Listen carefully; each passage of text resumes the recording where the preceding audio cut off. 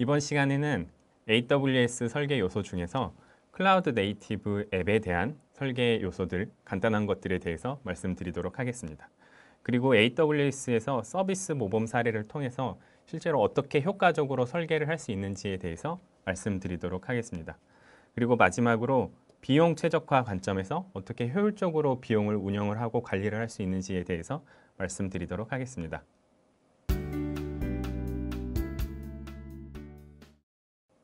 네, 클라우드 네이티브 앱의 설계 요소. 첫 번째로 클라우드 네이티브 앱이라는 클라우드 환경 위에서 AWS뿐만이 아니고 애저든 구글 클라우드 플랫폼이든 다양한 클라우드 환경 위에서 앱을 설계를 할 때 어떤 것들을 조금 요소를 고려해서 설계를 해야 되는지에 대해서 여기 12가지의 클라우드 네이티브 앱의 요소들에 대한 인터넷 공개가 된 전문이 있는데 이거를 통해서 실제로 클라우드 위에서 올라오는 앱들의 설계를 많이 하고 있고요. 그래서 그 중에서도 이번 시간에는 간단한 코드 베이스라던가 아니면 배포라던가 다양한 서비스 요소들에 대해서 알아볼 텐데요. 첫 번째로 이제 코드 베이스. 실제로 클라우드 네이티브 앱과 클라우드 환경 위에서 올라오는 앱 같은 경우는 버전 관리, 그러니까 소스 코드에 대한 버전 관리가 실제로 잘 활용이 돼야 되고요. 이거를 통해서 버전을 추적을 하고 나중에 롤백을 할 수도 있는 거고, 혹은 새로운 사용자가 들어왔을 때 다양한 브랜치를 통해서 여러 사용자들이 한꺼번에 같이 작업을 할 수 있는 환경을 구성을 하셔야 됩니다. 그리고 실제로 이 코드 베이스를 통해서 기시나 혹은 서브 버전 같은 코드 베이스를 통해서 앱을 배포를 하고요.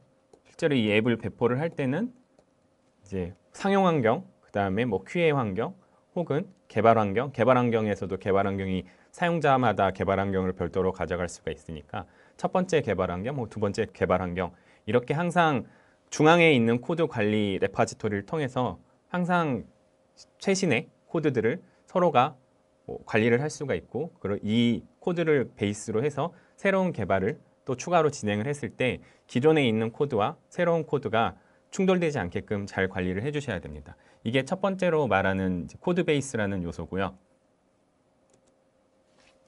네, 코드 베이스 이후에 다양한 또 요소들이 있지만 또 두 번째로 말씀드리는 거는 종속성에 대한 부분입니다.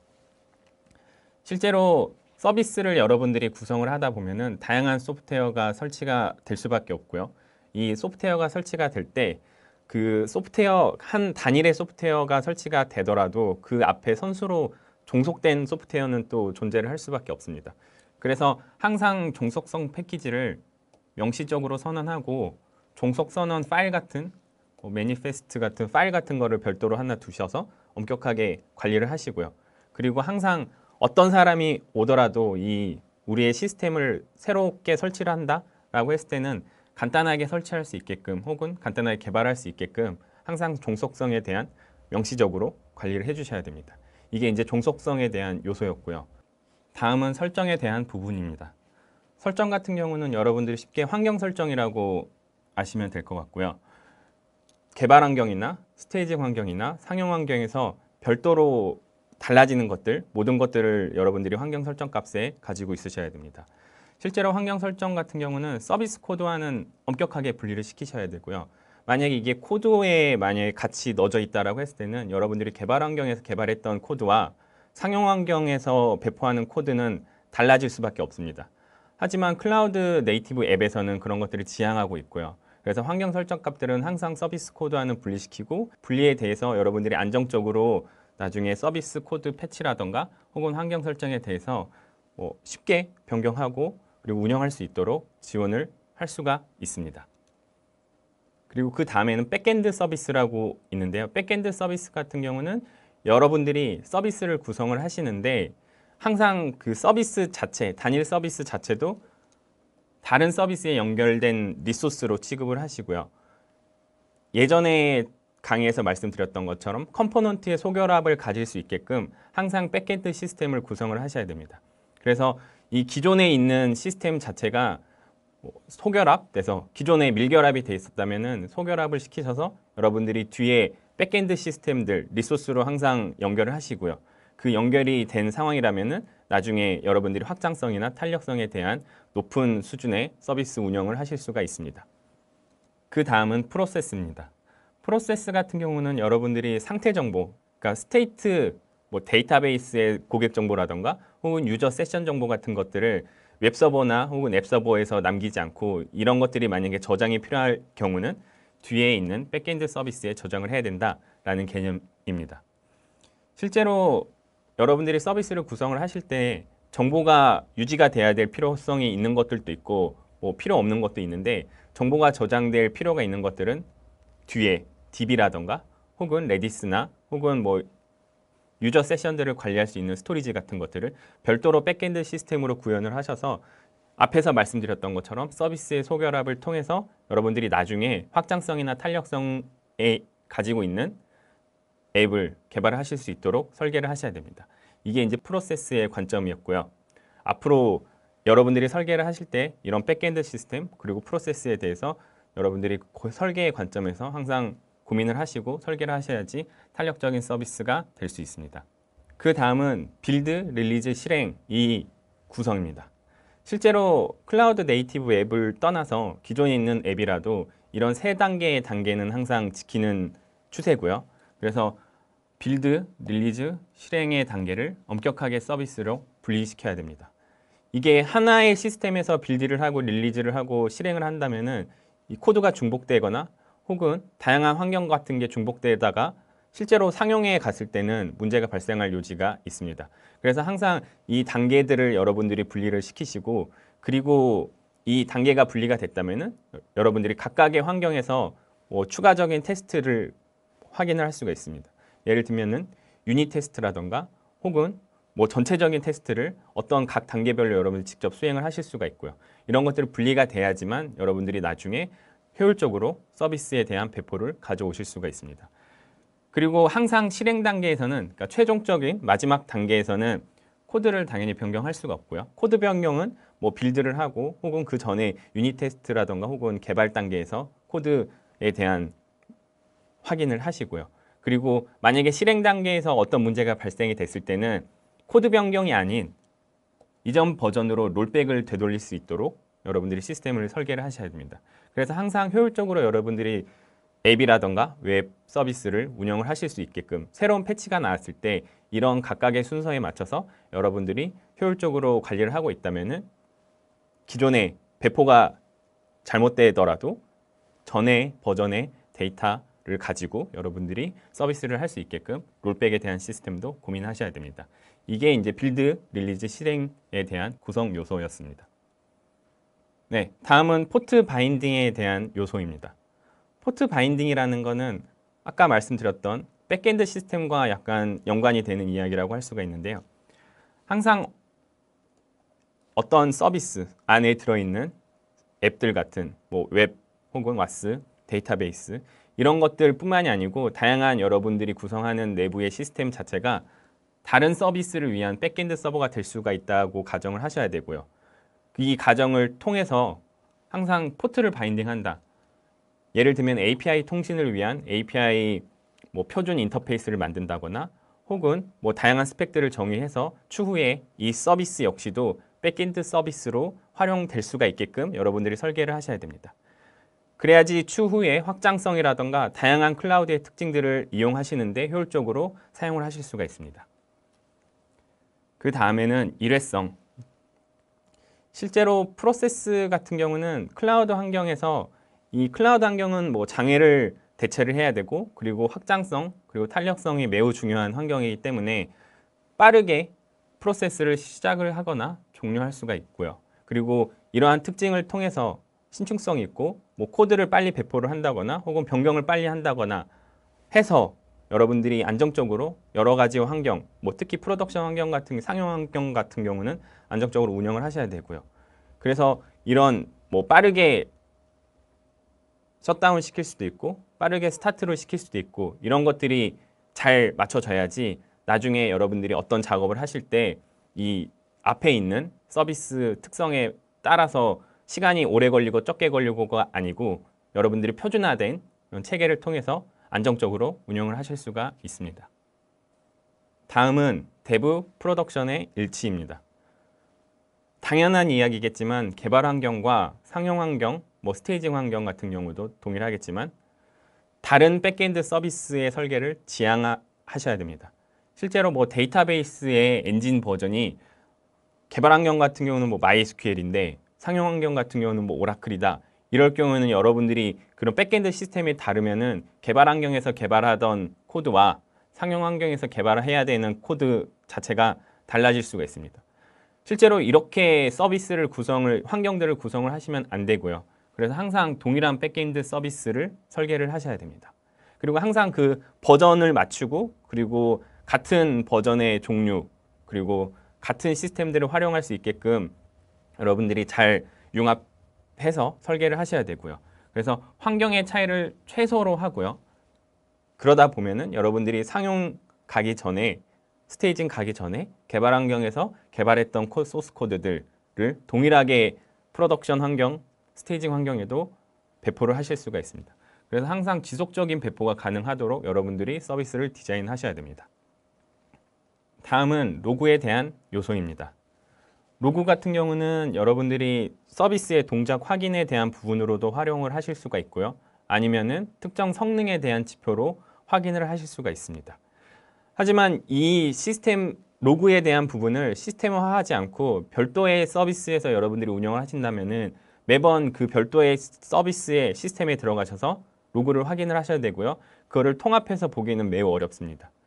클라우드 네이티브 앱의 설계 요소 중에서 로그가 중요한 이유는 이런 것들을 중앙에서 집중해서 관리를 하고 그거에 대해서 분석 시스템 혹은 보관소로 전달해서 장시간에 걸친 앱의 동작 상태를 열람을 하거나 혹은 저장을 하셔야지 추후에 여러분들이 이 로그를 통해서 어떠한 서비스에 대해서 확장을 할 건지 혹은 어떻게 서비스 품질을 높일 건지에 대한 고민을 하실 수가 있습니다.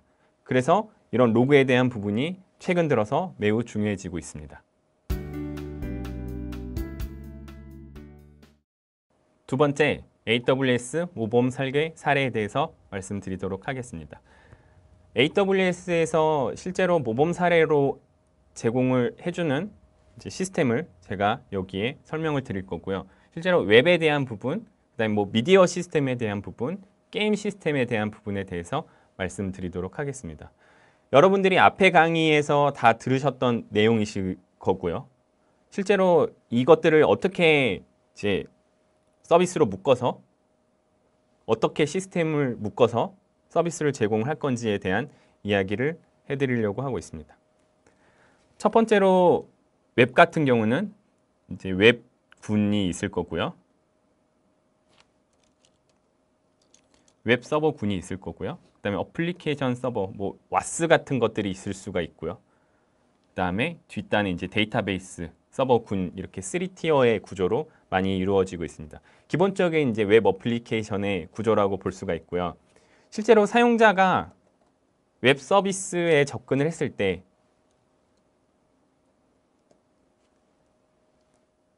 네트워크, AWS 네트워크 서비스 중에 한 개인 CDN 서비스, 클라우드 프론트를 통해서 실제로 이제 리소스, 뭐 이미지 파일이라던가 혹은 영상 파일에 접근을 할 수 있게끔 뭐 S3에 연동이 될 거고요. 혹은 웹 서버에 대해서 어떤 뭐 로그인이라던가 다양한 트랜잭션이 이루어진다라고 했을 때는 뒷단에 이제 웹 서버로 트래픽이 들어갈 거고요. 이 트래픽이 들어간 이후에 이 웹 서버들은 뭐 엔진엑스라던가 혹은 아파치 같은 하나의 웹 서버 군일 거고요. 그 녀석들 역시도 오토 스케일링을 통해서 다중의 사용자들, 대규모의 트래픽들이 들어오더라도 효율적으로 운영을 할 수 있게끔 오토 스케일링 구성을 하셔야 되고요. 그 뒤에 이 웹 어플리케이션으로 들어오는 트래픽들을 처리해주기 위한 어플리케이션 서버들, 와스 서버라고도 많이 표현을 하는데 이 와스 서버로 이제 로드 밸런서에서 효율적으로 트래픽을 분산시켜서 이 와스 서버들에게 전달을 하고요. 이 와스 서버들에서 실제로 이제 트랜잭션에 대한 작업들이 수행이 되는 거고, 만약에 데이터베이스 쪽으로 뭐 연동이 필요하다, 혹은 로그인 같은 경우는 이제 이 사용자가 우리가 가지고 있는 데이터베이스에 있는 사용자인가 아닌가를 위해서 데이터베이스에 뭐 확인 요청 혹은 뭐 업데이트 요청 같은 거를 진행을 하게 되는데 그 뒷단에 있는 RDS 같은 거를 통해서 관계형 데이터베이스를 통해서 여러분들이 뭐 고객 정보라던가 상품 정보 같은 거를 저장을 하실 수가 있습니다. 당연히 이제 RDS 데이터베이스 역시도 이중화 구성이 AWS 기능을 제공하고 있고요. 그래서 마스터와 슬레이브를 여러분들이 분산시켜서 나중에 뭐 장애를 대응하는 디자인을 하실 수가 있습니다. 이랬을 경우는 실제로 웹의 트래픽들은 이 웹서버에서 받아주고요. 그거에 대한 처리는 어플리케이션 서버에서 하고요. 그거에 대한 스테이트, 뭐 상태 혹은 정보 같은 경우는 데이터베이스 저장하고요. 실제로 이미지 파일이라던가 다양한 대규 큰 파일 같은 경우는 S3에 저장돼서 CDN을 통해서 글로벌 엣지 포인트를 여러분들이 활용하셔서 글로벌 사용자에게 서비스를 제공하실 수도 있고요. 혹은 뭐 로컬에 있는 뭐 한국에 있는 시스템에서 엣지 포인트에서 한국 사용자들에게 서비스를 제공할 수도 있고요. 이렇게 웹 어플리케이션을 뭐 간단하게 그리고 모범적으로 여러분들이 설계를 하실 수가 있습니다. 다음은 미디어 서비스에 대한 모범 설계 사례입니다. 실제로 미디어 서비스 역시도 사실은 미디어 데이터들, 그러니까 영상이라던가 혹은 사진 같은 미디어 파일 같은 경우가 대규모로 저장이 돼야 되는데 그때 매우 중요한 게 이제 S3. 앞에서 웹 서비스에서도 말씀드렸듯이 이런 정적인 파일들이 저장되는 효율적인 공간인 S3에 저장이 될 거고요. 그래서 엔드 유저가, 그러니까 사용자가 어떤 것들에 대한 컨텐츠를 필요로 할 때는 S3로 다이렉트로 바라볼 수가 있을 거고요. 그리고 뭐 라이브 무비, 그러니까 예를 들면 스트리밍에 대한 부분들, 그거 역시도 클라우드 프론트에서 스트리밍 RTMP 프로토콜을 지원을 해주고 있습니다. 그래서 여러분들이 뒷단에 라이브 서버, 그러니까 뭐 스트리밍 서버를 뒷단에 구현을 하실 수도 있고요. 그 다음에 여러분들이 뭐 특정 뭐 데이터베이스 혹은 뭐 여러분들이 프라이빗 서버에 있는 콘텐츠들을 제공을 해야 된다 할 때 역시도 이제 클라우드 프론트를 통해서 여러분들이 서비스를 주고받고 그리고 뭐 캐싱을 하실 수도 있고 다양한 방법으로 여러분들이 미디어 서비스를 구성을 하실 수가 있습니다. 그래서 실제로 이 컴포넌트의 각각 소결합을 설계를 하셔야 되고요. 이 소결합이 설계가 됐을 때 나중에 뭐 스트리밍에 대한 여러분들의 서비스 기능을 확장시킬 수도 있고요. 혹은 뭐 기존의 스태틱한 콘텐츠에 대한 뭐 스토리지 확장을 사실은 S3 같은 경우는 무제한으로 저장을 할 수 있는 스토리지이기 때문에 여러분들이 언제든지 원하는 데이터들을 넣으실 수가 있고요. 그리고 이 미디어 서비스가 저장된 실제로 가장 중요한 정보가 저장된 S3 역시도 뭐 추후에 다른 리전으로 리플리케이션 할 수가 있고 미러링을 할 수가 있기 때문에 글로벌 서비스로 나가는데도 뭐 효율적으로 시스템을 구성을 하실 수가 있습니다. 마지막으로 게임 서비스에 대한 모범 사례입니다. 실제로 게임 서비스 같은 경우는 뭐 분석이 좀 더 들어가야 될 수도 있고요. 당연히 웹 서비스도 분석이 필요할 수도 있고요. 하지만 이제 여기서 모범 사례에서는 게임 서비스에서 분석을 통해서 고객에게 특정한 마케팅을 할 수가 있게끔 설계를 해놓은 모범 설계 사례입니다. 그래서 여러분들이 설계하시는 게임 서비스의 사용자들이 트래픽을 통해서 뭐 인터랙션을 요청을 했을 때 웹서버에서 1차적으로 받아줄 거고요. 아까 말씀드렸던 웹 서비스에 대한 부분이 이쪽과 동일하다고 보시면 될 것 같습니다. 그래서 사용자들의 트래픽을 오토 스케일링을 통한 웹서버 군에서 트래픽을 받아줄 거고요. 그 뒤에 실제로 게임 서비스 같은 경우는 뭐 정형화된 데이터도 당연히 있겠지만 비정형화된 데이터들, 유저들의 액션 로그라던가 다양한 트랜잭션 로그들이 남겨질 수가 있습니다. 그런 것들을 관계형 데이터베이스도 당연히 활용 가능하지만 다이나모DB라는 비정형 데이터베이스를 통해서 여러분들이 효과적으로 데이터를 저장하실 수가 있고요. 그리고 만약에 다이나모DB에 여러분들이 유저의 액션 로그 같은 거를 만약에 남겼다라고 했을 때는 뒷단에 백엔드, 이것도 다 백엔드 시스템으로 연동이 된다고 보시면 될 것 같습니다. 그래서 이 뒤에 분석을 할 수 있는 하둡 클러스터, AWS EMR을 연동을 해서 여러분들이 게임 분석에 효과적으로 사용을 하실 수가 있고요. 이 뭐 로그 파일이라던가 혹은 뭐 다양한 여러분들의 그 사용자의 스테이트를 저장을 하는 파일들을 S3 같은 걸로 저장을 하실 수가 있고요. 이 역시도 동일하게 일라스틱 맵리드스를 통해서 사용자 패턴 분석을 하실 수가 있습니다. 혹은 전에 말씀드렸던 것처럼 뭐 머신러닝을 통해서 패턴을 예측을 하실 수가 있고요. 상관관계를 분석을 하실 수가 있고요. 그 다음에 이 사용자에 대해서 어떻게 마케팅 캠페인을 펼칠지에 대해서 여러분들이 또 비즈니스적으로 가치를 높이실 수가 있을 것 같습니다. 분석만 해서 끝나는 게 아니고 사용자에게 이 분석된 데이터를 마케팅 용도로 써야 되기 때문에 뭐 SMS 같은, SES 같은 AWS 심플 이메일 서비스를 통해서 어드민이라든가 혹은 사용자에게 직접 뭐 마케팅을 하실 수도 있고요. 이렇게 게임 서버를 여러분들이 운영을 하신다라고 했을 때는 이 뒷단에 있는 이러한 시스템들을 AWS에서 효과적으로 제공을 해주기 때문에 여러분들이 게임 코드, 게임에 대한 부분만 집중을 하시면은 분석이라던가 혹은 이메일로 전송이라던가 혹은 다양한 시스템에 대해서 여러분들이 AWS 위에서 모범적으로 설계를 하실 수가 있습니다.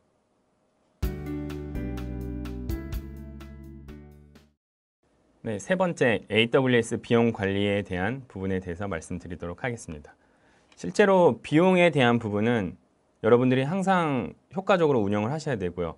비즈니스 목표를 달성하기 위해서 불필요한 비용을 제거하시고 경제적으로 리소스를 운영해서 여러분들의 비즈니스의 가치를 높이셔야 되는 하나의 요소입니다. AWS에서는 이러한 요소를 지켜주기 위해서 비용 투명화라던가 소요 비용 절감, 그 다음에 종량제 기반의 운영 비용, 그 다음에 규모의 경제를 통해서 사용자들에게 우리에게 효과적으로 비용의 최적화를 할 수 있게끔 기능들을 제공을 해주고 있습니다. 특히 뭐 빌링 페이지라던가 혹은 뭐 종량제에 대한 운영 비용 같은 거를 통해서 우리가 사용량에 맞게끔 혹은 객관적으로 명시적으로 비용을 분석을 할 수가 있고요. 그 다음에 AWS를 통해서 클라우드 프로바이더를 통해서 우리가 서비스를 활용을 하기 때문에 직접 운영하는 거에 대한 소유 비용에 대한 절감을 가져오실 수가 있고요. 그리고 클라우드 프로바이더에서 규모의 경제를 통해서 인프라 자원들을 구매하고 운영을 하기 때문에 보다 저희가 운영하는 것보다 가변 비용을 낮출 수가 있다라는 개념입니다. 그래서 이렇게 여러분들을 AWS를 통해서 비용 최적화를 가져올 수가 있습니다. 실제로 좀 더 자세하게 말씀드렸을 때 컴퓨팅 자원의 구매 옵션 같은 경우는 다양한 모델이 있습니다. 4가지의 모델이 있는데요. 크게는 뭐 3가지의 모델이라고 볼 수가 있을 것 같습니다. 온디맨드한 특성을 가진 비용의 구조. 실제로 사용량에 기반해서 여러분들이 서비스를 구성을 하실 때 그 약정 없이 그리고 쓴 만큼에 대한 부분, 그러니까 기본적인 클라우드의 종량제의 비용 구조로 사용하시는 옵션입니다. 비즈니스를 예측하기 어려운 신규 서비스 혹은 중단이 발생하면 안 되는 서비스에 적합하고요. 실제로 온디맨드가 기본적으로 사용하는 빌링 모델입니다. 그 다음에 약정에 대한 리저브드, 예약제 인스턴스에 대한 빌링 모델입니다. 실제로 여러분들이 이제 서비스를 런칭을 하시고 서비스에 대한 뭐 유지, 지속 가능한 기간이 1년 혹은 3년 이상으로 바라보신다라고 했을 때는 약정을 통해서 가격 절감을 뭐 70%까지 가져오실 수가 있고요. 그래서 장기간 활용할 리소스에 적합한 비용 모델입니다.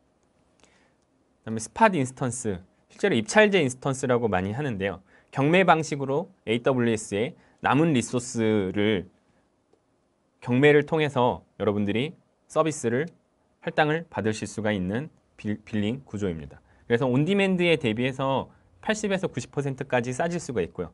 하지만 경쟁 입찰이기 때문에 나보다 높은 금액으로 입찰을 하는 사용자가 있다면 저의 리소스는 회수가 되고요. 그래서 단기간으로 수요가 많은 서비스에 적합합니다. 뭐 로그 분석이라던가 혹은 예측이라던가 단기간 1시간 혹은 뭐 짧은 시간 내에 수요가 필요한 것들에 대해서 서비스에 적합하다고 볼 수 있습니다. 그 다음에 이제 데디케이트라고 하는 실제로 여러분들이 물리 리소스 자원이 필요할 경우에 뭐 규제나 법적인 문제 때문에 물리 리소스의 자원이 필요할 경우 같은 경우는 뭐 데디케이트라는 컴퓨팅 자원 옵션을 선택하실 수도 있습니다. RI 가격 절감에 대한 부분에 대해서 좀 더 상세하게 말씀드리도록 하겠습니다. RI 같은 경우는 아까 말씀드렸던 것처럼 약정 혹은 예약제 인스턴스라고 말씀드렸는데요. 실제로 RI를 처음에 구매를 하실 때 뭐 1년 RI냐 혹은 3년 RI냐를 여러분들이 결정을 하셔야 되고요. 당연히 여러분들 서비스에 지속 가능한 기간에 맞춰서 구매를 하셔야지 효과적이십니다. 그래서 결론적으로 봤을 때는 뭐 1년 RI 같은 경우는 뭐 이 정도의 뭐 한 30%, 40%의 가격 절감을 가져오실 수가 있고요. 3년 RI 같은 경우는 최대 한 70%, 80% 이상의 가격 절감을 가지고 오실 수가 있습니다. 실제로 여러분들이 약정을 건다라고 했을 때 처음 이 부분에 대해서 약정 금액을 지불을 하셔야 되기 때문에 가격이 첫 달, RI를 구매한 첫 달에는 약간 늘어난 것처럼 보일 수가 있지만 전체적으로 봤을 때는 실제로 여러분들의 서비스 가격이 절감됐다라고 확인을 하실 수가 있습니다. 스팟 인스턴스에 대한 사례에 대해서도 말씀드리도록 하겠습니다. 스팟 같은 경우는 아까 말씀드렸던 것처럼 이제 입찰제 가격 인스턴스인데요. 실제로 여기 그래프에서 보시듯이 특정 날과 뭐 어떤 날에 이 가격 자체 입찰을 하는 금액이 다르다 보니 이런 그래프 형태로 여러분들이 히스토리를 보실 수가 있습니다. 그래서 여러분이 단기간에 수요가 많은 서비스를 구성을 하신다라고 했을 때는 이렇게 입찰제 인스턴스를 통해서 기존 대비에 뭐 최소 70 혹은 최대 한 90% 정도의 가격 절감을 가지고 오실 수가 있고요. 그래서 이 AWS 스팟 인스턴스 히스토리 페이지를 통해서 여러분들이 효과적으로 입찰제 인스턴스의 가격을 결정하실 수가 있습니다. 그리고 비용 관리에 대한 대시보드에 대해서도 간략하게 설명드리도록 하겠습니다. 비용 관리에 대한 대시보드는 여러분들이 좀 더 투명하게 비용을 관리하고 그리고 객관적인 지표를 통해서 여러분들이 비용 설계를 하실 수가 있는 하나의 대시보드라고 보실 수 있을 것 같습니다. 그래서 지금 현재 사용하고 있는 금액 그리고 어떤 류의 서비스들을 지금 많이 사용하고 있고 어떻게 비율이 이루어지는지에 대한 부분 그리고 추후에 어떤 것들, 그러니까 저희가 원하는 그래프 형태로 뭐 만드실 수도 있습니다. 그래서 이렇게 비용 관리 대시보드를 통해서 여러분들이 효과적으로 비용 운영을 하실 수 있습니다. 네, 이번 시간에 설계 방안에 대해서 알아보았습니다. 실제로 첫 번째로 클라우드 네이티브 앱의 설계 요소의 다양한 방안들을 알아보았는데요. 뭐 코드 베이스부터 뭐 로그까지 다양한 클라우드 네이티브 앱에 대한 구성 요소 그리고 우리가 어떤 식으로 설계를 고민해야 되는지에 대한 부분에 대해서 말씀드렸습니다. 이렇게 고민을 하신다면 여러분들이 추후에 여러분들의 서비스 수준을 높이실 수가 있고요. 비즈니스 가치로도 연결될 수 있습니다. 두 번째, AWS 모범 설계 사례. 이번 시간에는 웹 그리고 미디어, 온라인 게임 서비스의 모범 사례에 대해서 알아보았는데요. 이러한 설계 지침 그리고 모범 사례를 통해서 여러분들이 기존에 가지고 계시던 설계 개념들을 보강하시고 그리고 다양한 클라우드에 대한 기능들을 활용하실 수 있게끔 서비스를 설계하실 수 있습니다. 세 번째, 비용 관리. AWS에서 투명하고 객관적으로 비용을 관리할 수 있게끔 빌링 콘솔을 통해서 비용 분석뿐만이 아니고 다양한 비용에 대한 구조를 지원을 하고 있고요. 또한 컴퓨팅 자원의 과금 모델이 여러 개가 있는데 이거를 통해서 여러분들 효과적으로 비용을 운영하실 수가 있습니다.